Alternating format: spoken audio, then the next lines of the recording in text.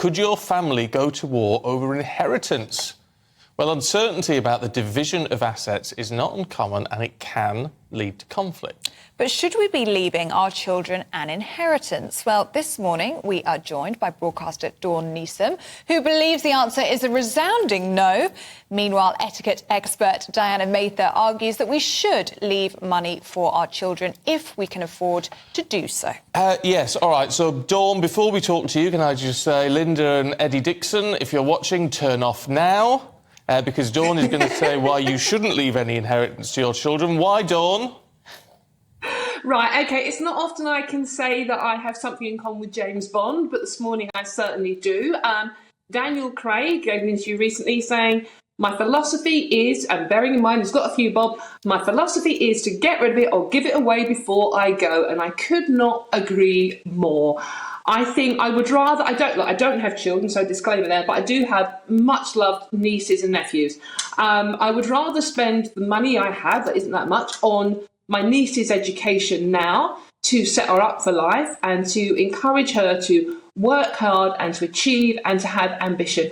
I really firmly believe that if you leave children money and, certainly if you're super rich and, enough money that you never have to work, then you spoil them. You take away their ambition, you take away their drive, you take away the work ethic. I mean, if you've got too much money, it's what have you got in life? You've got no motivation. So, and the other thing, Stephen, I know you mentioned your family there.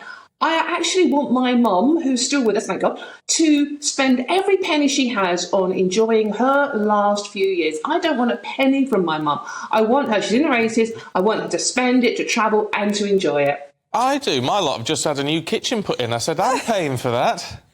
It's coming out of my inheritance. I'm paying for it.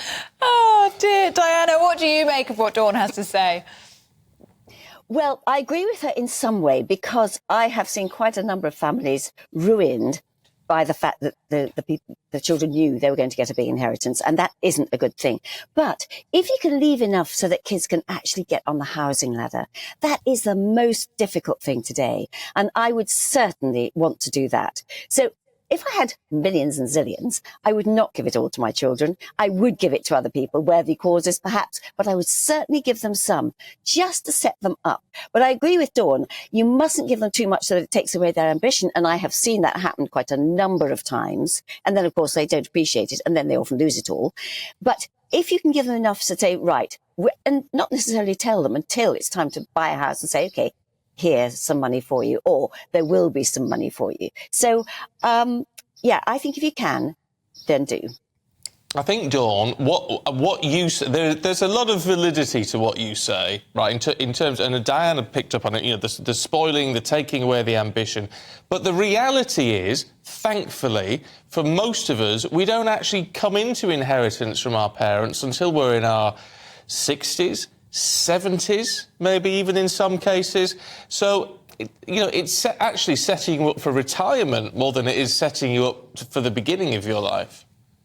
Yeah, and that's a fair point. And, going back to Diana's point as well about, buying, getting children on the housing ladder. I think Gordon Ramsay, who's from a very, working class background as well, incredibly poor background, actually, he's got a good point on this one. He, again, like Daniel Craig, is not leaving a penny to his children.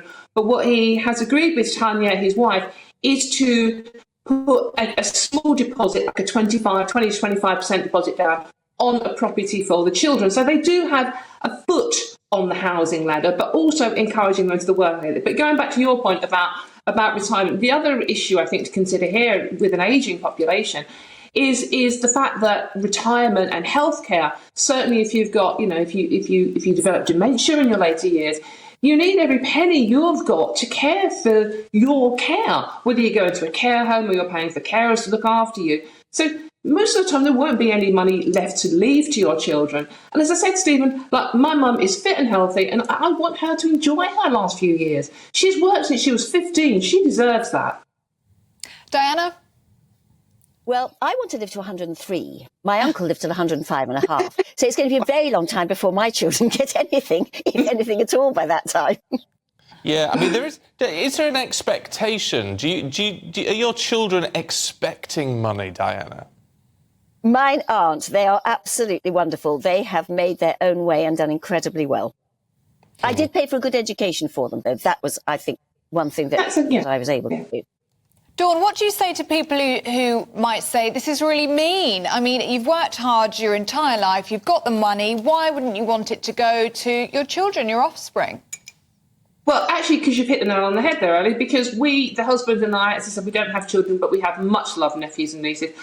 We have worked hard all our life. I mean, my husband in particular comes from a, working class council estate background, and he has worked really hard since he was a kid as well. So why shouldn't he enjoy, he's in his mid-60s now, why shouldn't he enjoy that money? Why shouldn't he go on the holidays we couldn't afford when we were kids? Do all the things that we've always wanted to do in our lives.